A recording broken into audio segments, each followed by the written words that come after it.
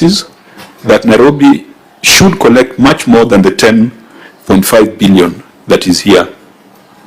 You are complaining about the division of revenue, which we all share, that the 387 billion is not sufficient to support even the basic operations of counties when you think about the non-discretionary expenditure that has been loaded to county governments. I think it would not be fair for us to proceed without querying your plans and strategies for financing of Nairobi City County. Because this 10.5 billion plus your share of the 387 billion is not going to transform Nairobi into the modern metropolis that it ought to be.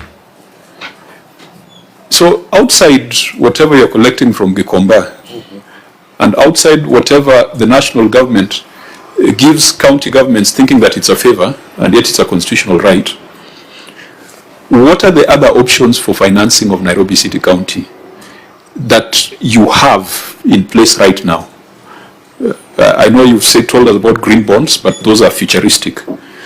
What is it that you're doing over and above the 10.5 billion and whatever it is the Senate is going to allocate to Nairobi? Thank you, Chair.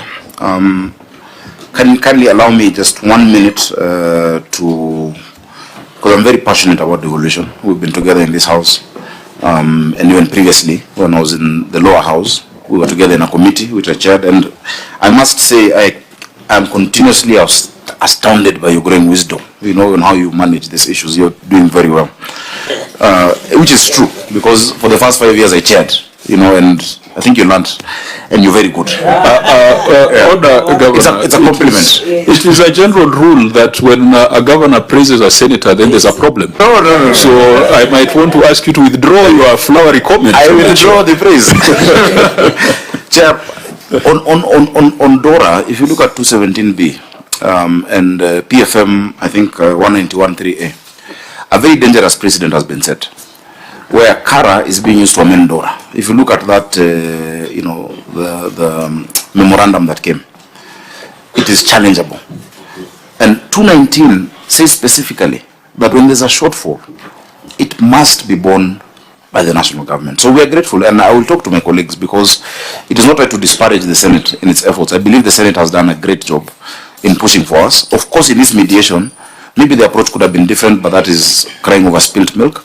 Because if the 30 days lapsed without an agreement, then we would go back to 400 billion. It was not for us to have an agreement. It was for those pushing an amendment to have an agreement. We would have stuck at 400. But we understand the macroeconomic issues, and I believe we'll grow. The point you've raised is very important, as I now move to what you've asked. Devolution, and I will also table to you a publication I did in 2010 with the International Commission of Jurists on the fiscal and operational framework for fiscal decentralization. The operational and legal framework for it. There are 4 principles, but we only focus on one as counties, and sometimes even as Senate. The first one, of course, devolution is based on the principle of subsidiarity. Yeah, that a service is best offered at the lowest level compatible with the benefit of that service. The first thing you look at is what are the constitutional responsibilities of each level. So that is the expenditure responsibility. That is in the 4th schedule, and that is costing of functions. The second principle you then look at is then what are the revenue raising measures. That is chapter 12 of the Constitution.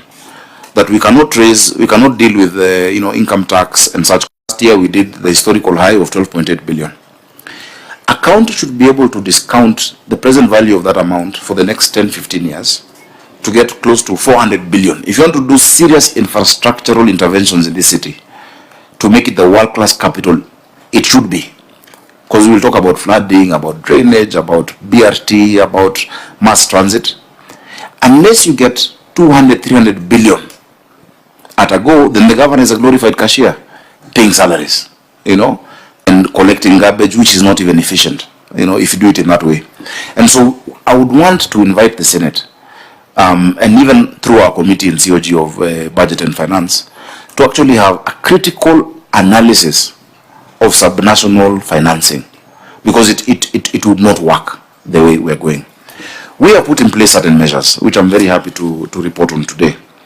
And these measures have led us to raising the highest amount of revenue in the history of devolution at 12.8, which is the current report that is being looked at. We've used the same even for our water company.